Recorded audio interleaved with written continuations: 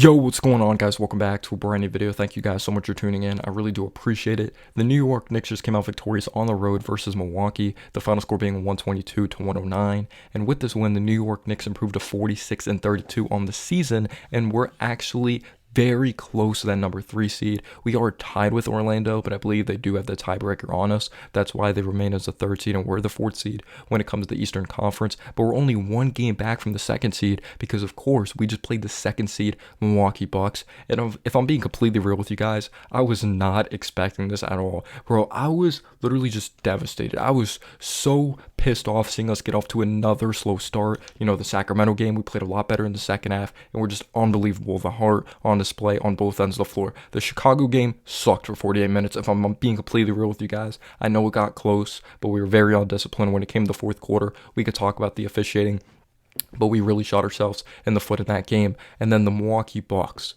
I thought they came out with a certain level of intensity that it's just like, oh no. Because this is a team that's lost to the Raptors, that's lost to the Wizards, that's lost to the Grizzlies their last 3 games. And I understand they didn't have Giannis in one of those games. They didn't have Lillard as well. But Giannis is literally a top 5 player on planet Earth. He's one of the most dominant players in the game. And just like his mentality, I felt he was going to do anything to win this game. And they were just fully healthy. You know, Giannis didn't play last game as well. So I was just like, I do not have a good feeling about this. You know, who is our extra scorer? Who's going to take us to the next level and help us win this game? But then I also thought about it. They have Doc Rivers. Doc Rivers, oh my God. This dude has to be one of the most overrated coaches in NBA history. I understand he won a championship with Boston, but do you see how loaded that team is? It's honestly disrespectful that he only won one championship with that team and how he wasn't able to stick that whole team together. But anyway, let's unpack this game. Talk about a tale of two halves. The New York Knicks were down 11 after that first half, and the New York Knicks offense, it was literally just Jalen Brunson. They should have just been called the New York Brunsons when it came to the first half, if we're being completely real, because Jalen Brunson was just unbelievable scoring the ball, isolation situations. When it came to Lillard being on him, Malik Beasley on him early on in the game, a couple minutes in, just from mid-range. When it came to just him taking his time, you know, being so methodical, and he's just such a patient offensive player, and it's just getting to the point no one could defend him. If it's from 3, if it's from mid-range, getting into the paint, he had 2 threes in this game. He was 2 for 6, but he hit a huge 3 when it came to that 3rd quarter when we were going on a big-time run. But the issue was Jalen Brunson, he was scoring at a very high level. What do you have, 18 and a half, where he had he had over 22. He had like over 20 points at half. He was absolutely killing it, but at the end of the day, he had 1 assist. I was like, we need to move the ball. Someone has to step up and create easier shots. We can't just rely on isolation basketball. That was our issue. You know, it was just Brunson stepping up. Dante quiet in the first half. You know, OG was quiet offensively this entire game. Josh Hart, we know what he brings: rebounding, initiating offense and transition off of rebounds. You know, he plays so hard, especially defensively, but the floor spacing is always inconsistent with him. He was missing a floater. You know, he missed a mid-range shot, a little turnaround. Just the Knicks were searching for that offense. Bogdanovich wasn't getting going. McBride did have a really nice off-the-dribble three-pointer, but the Knicks offensively weren't there. Defensively, I didn't have a huge issue because the officiating was so bad in this game. The Milwaukee Bucks, 21 free throws in the first half. 21, but we could have done things obviously better offensively, as we only had 8 assists in the total in the first half of this basketball game. But they were allowing some easy entry passes to Giannis Antetokounmpo, but I swear they were just calling anything, especially, but it still continued throughout this game I believe in the 3rd quarter when Mitchell Robinson was defending Damian Lillard. Damian Lillard dribbled, penetrated from the left wing, going to the paint.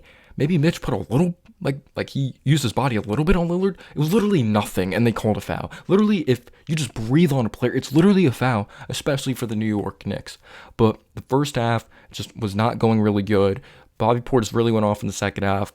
He wasn't really a tale of the first half, but Lillard, you see, he had over 20 points in this game. You know, obviously he was a double-digit guy, but the field goals, their leading scorer when it came to like field goal makes, like in the starting lineup, was Giannis with 10 made field goals. The free throw disparity, the free throw comparison was just insane, especially when it came to the first half and the amount of free throws Damian Lillard was getting out there on the floor. Neither of these teams shot very well from the three-point line. It was literally the free throw game for the Milwaukee Bucks, and the Knicks not playing smart basketball at times. Hartenstein had a bad turnover, but totally different story in the second half. Mitchell Robinson, you could say he was a positive when it came to the first half, and just throughout this entire game, getting deflections, defending the rim. But the lack of offense and the refs calling fouls, them getting to the free throw line definitely did affect us. But you wanted to see OG more aggressive in the offense. OG still getting back from his elbow. He was over 5 from 3. He hit a very nice mid-range shot in the third quarter, which I absolutely loved. He only had 4 points in this game. We need more from him, especially playoff time. Like, he's going to have to be ultra aggressive and step into a different type of role that he hasn't really been used to with the Raptors when he got here with the Knicks, when they had Julius Randle. But you needed more from OG Anunoby. But it's just such a weird, ugly game when it came the first half. But the second half comes around. This team just flipped a switch, man.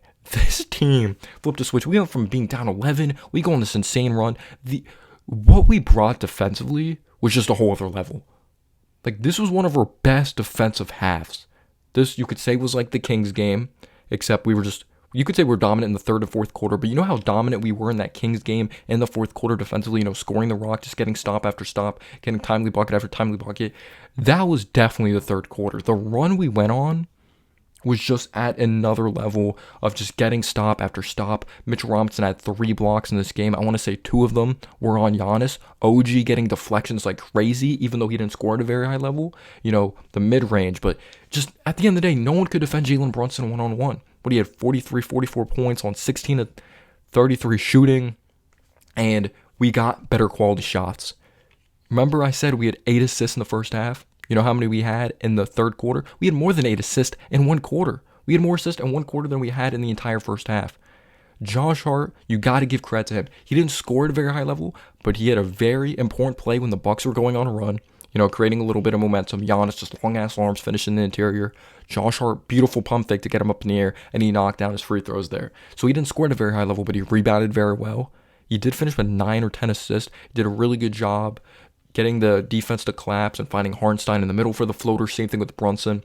You love seeing that. Brunson, he only had 1 assist at halftime, but he finished the game with 8 assists. But Hartenstein just automatic with the floaters. He was a beast on the boards. And he played with such a high level of just hunger. Just pay this man. Just freaking pay him, I swear. Just pay him. Do not let him go to the Thunder. They need a backup big. But he may be looking for a bigger role anyway, or maybe he just loves his time in New York or winning. He's getting this opportunity, but he had 18 and 10. I swear he didn't miss a floater in this game. He had a couple and one, just hook shots. I just love that we signed Hartenstein because he brings a different element that Mitch doesn't have offensively with hook shots, with floaters, his passing ability as well. He sets hard screens. Mitch is a different kind of screen setter because he is that lob threat. But that play in the fourth quarter, I just lost it when great defensive play. We get the stop. It's a loose ball, and Hartenstein dives on it, but he taps it while he's on the floor, head to McBride, and then it ends up in Bogdanovic's hands, and he finishes. But the Knicks were just so dominant the entire second half. So dominant. It's not even like the Bucks, you could say, were dominating us when it came to the first half. The only issue I probably had was that we couldn't guard Bobby Portis.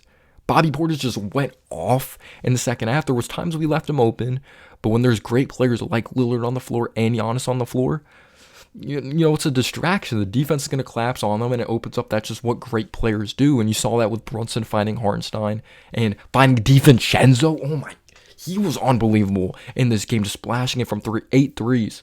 Not a very encouraging first half offensively from DiVincenzo, but amazing in the second half. He had over 20 points in this game. Just splashing at 8 threes, good efficiency, 8 made field goals, and 8 of them were threes. You probably want to see more screen action to get him easier buckets around the interior because that's definitely going to be his Achilles heel in the playoffs, consistently getting to the basket, but no complaints from him. Just the overall grit from this team was amazing. But yeah, Portis was killing us. It was a push shot, 1 dribble mid-range to get someone off the dribble, a 3-pointer. But I just literally have no complaints. McBride in that fourth quarter, because I'll say this, there was only one scary moment in the second half because the run was just that unbelievable, is when we fouled Lillard at the 3-point line. Did we really foul him? Maybe it was a foul.